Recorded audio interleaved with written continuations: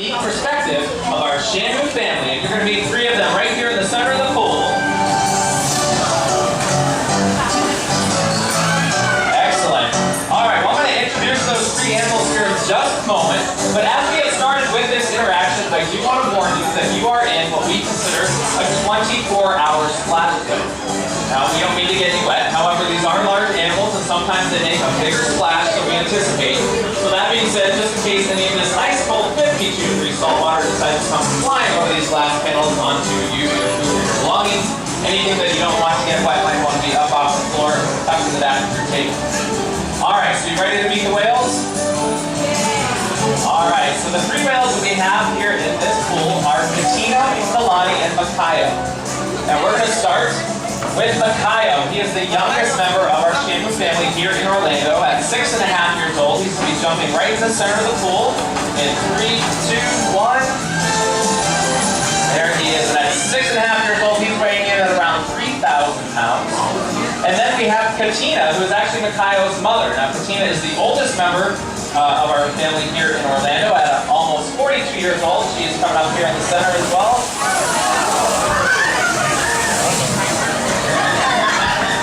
And then we have another adult female named Nalani, who is actually Katina's daughter and Makayo's brother. And she is 10.5 years old. She's going to be posing up here in the center, saying hello to everybody.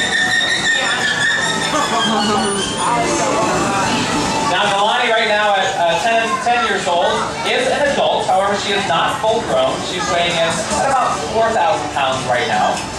Katina, the mother here, she is about 5,300 pounds. That's pretty average for a full-grown adult female killer whale. They usually average between about 5,000 and 8,000 pounds. Our largest female that we have here in Orlando, her name is Kayla, and she weighs about 5,700 pounds right now. All right, so all three of them are going to be making their way around the pool here. And this is a good opportunity for you to take a look at their dorsal fin, which is the fin on their back there. That fin has no bones in it whatsoever. It's actually made of a dense fibrous connective tissue. And this is one way that researchers studying wild killer whales are able to tell the animals apart. They do photo identification of killer whales out in the wild based on their dorsal fin or their flukes, which are their tails. And each one has a different shape to it. Now, Katina was in the middle as she came around the pool there. And you can see that Nalani, who's on the further outside, her looks very similar to Katina's as well, but they do have slight differences. All right, so now what we're doing is we have some underwater sounds that we can play that are all paired with different behaviors. For instance, this nice hula here. So that's just a little insider information. If you guys ever come to the shows and you see the whales doing behaviors, but you don't really see the trainers in front of them asking them to do these different behaviors, we may be using that underwater tone system. So if you notice as the whales were going around the pool there, all of a sudden they stopped doing that swim around the pool, they went to the middle of the pool all by themselves, and then they did that hula behavior. So that was Jenna across the way has a box in her hand with different buttons on it, and each one of those buttons is paired with those different sounds as well.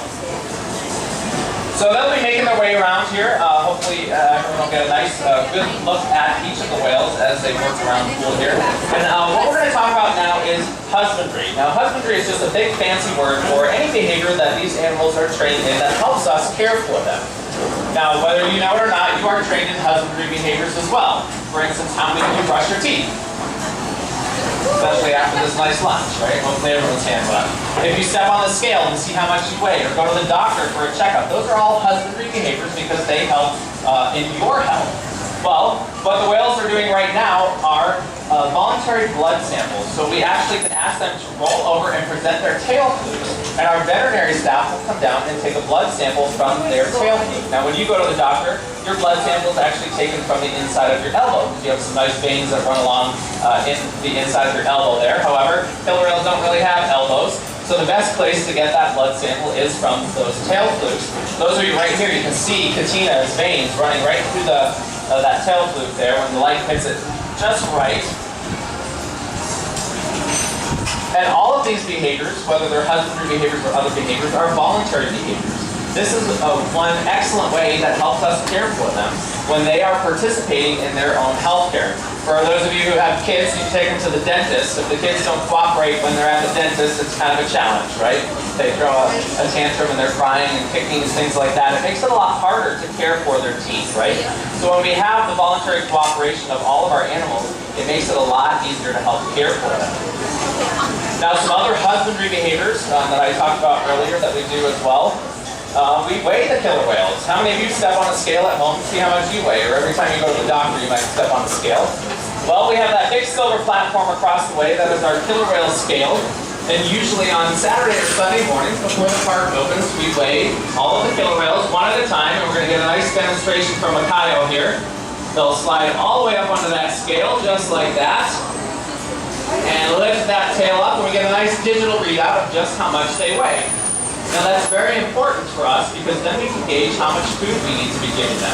Makayo at 6.5 years old is still a growing boy, and when he is full grown, he can be between 8,000 and 12,000 pounds.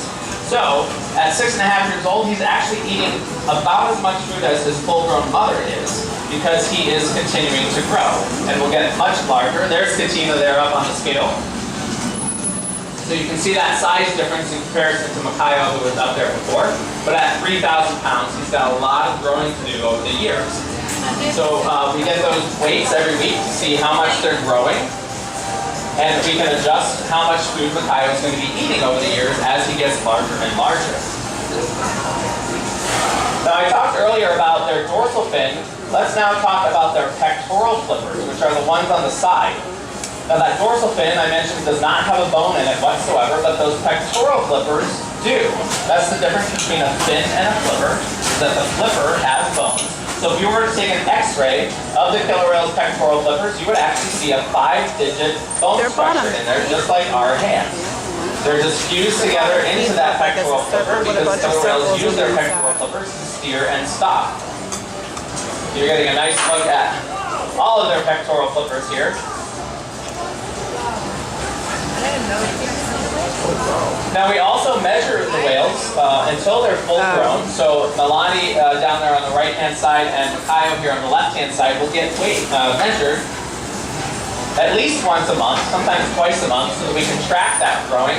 And we measure all sorts of things, like that dorsal fin, the pectoral flippers, how wide their tail flukes are, how long they are. Oh yeah, too. And we can do a girth all the way around as well. Here's a great look at Milani down here in this slide out area. Now I'll mention for all of you down here, can you guys see the 3 little black lines that go back into that white eye patch that kind of look like eyelashes? That's one way that we can tell her apart from some of the other whales. They all have little physical characteristics that we can use to tell them apart. Now one other husbandry behavior that I would like to talk about is a breath sample. We actually take breath samples from our killer whales. How many of you have ever used a petri dish at school in your science classes? Anybody trying to grow things on a petri dish? Well, we will actually ask the whales to take a breath, and we'll hold the petri dish right over there so that we can see that their lungs are nice and healthy as well. And I believe they're going to be demonstrating some of these along the way here. Now that one's kind of hard for you to hear because it's just them taking a breath, but you might see a little bit of that water mist coming out from the water that was sitting on top of their blowhole. Now their blowhole is actually also one way that they communicate with each other. You can hear some different vocalizations. None of the noises that you hear killer whales make are the vocalizations that you hear that may come from their mouth, like you and I. They don't have vocal cords like you and I do. So all those noises come from that blowhole. So I'm going to be quiet here for just a moment, and we'll listen to some of the vocalizations that the trainers are asking the whales to do for you.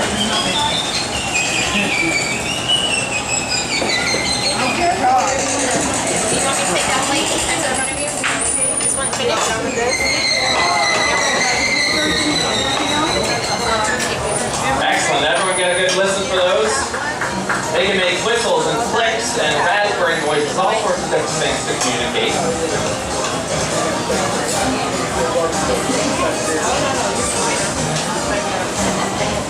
Now I think you saw down here on the left-hand side, Makayo got a pretty big fish. That's called a salmon. We give the whales a couple of different types of fish throughout the course of the day. That salmon is really just an extra treat that Makayo something that he really likes down here. All right, so Nick was telling me that that clicking noise that you guys down here may have heard Kyle doing, that's a new behavior that he's learning. So since he was doing so well with that, he got that nice big salmon. I just wonder why she can't have that. Now I talked about their vocalizations when they communicate, but when we were talking about the pectoral flippers as well, you may have seen that some of the whales were asked to slap that pectoral flipper on the surface of the water. That's another form of communication that killer whales can use, as well as slapping their tail flukes on the water or breaching, jumping out of the water to communicate across longer distances. Here's a great look at Katina, now down here in the slide out. Again, Katina is the oldest member of our family here in Orlando.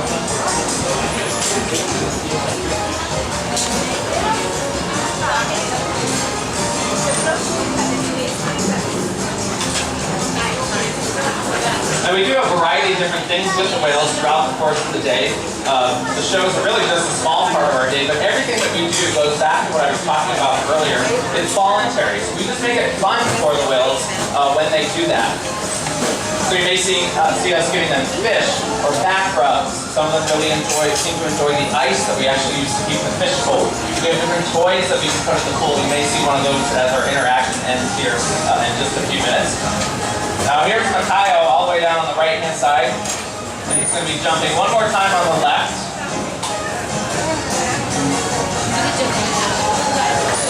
Very nice. All right, I warned you about that splash zone, didn't I?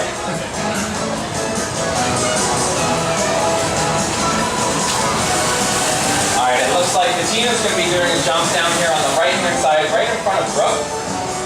She should be coming up and out of the water, straight up and down. Shouldn't be too much of a splash, but again, I can't guarantee that. Excellent.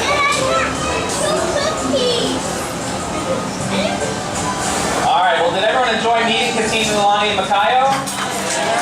Great. Well, we certainly hope that you've enjoyed the opportunity and learned that, just like us, killer whales learn through experience, observation, and cooperation. So that being said, if other people see you and me doing things to care for the environment, like picking up trash on the beach or recycling, we can actually inspire them to start making positive choices too. Through Shamu, we're reminded that the choices each and every one of us make can make a difference in caring for our natural world. And if we all join together in cooperation, then we can work wonders, and the beauty of our oceans will continue to thrive.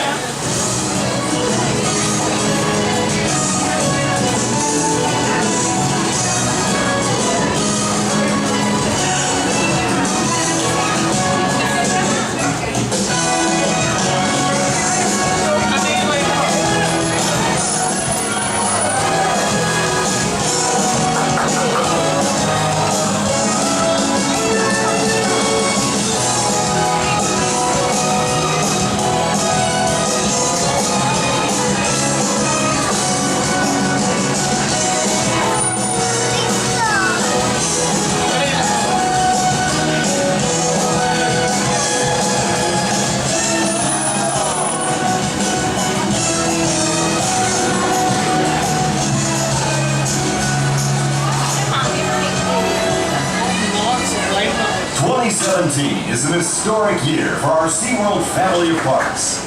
This is just a part of what promises to be the most exciting era in SeaWorld's history. We look forward to seeing you again for the next amazing chapter in the SeaWorld story.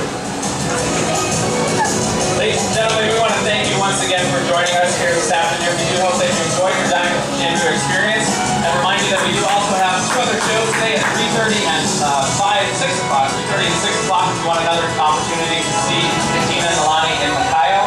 We hope you have a fantastic day right here at SeaWorld. Goodbye, everybody.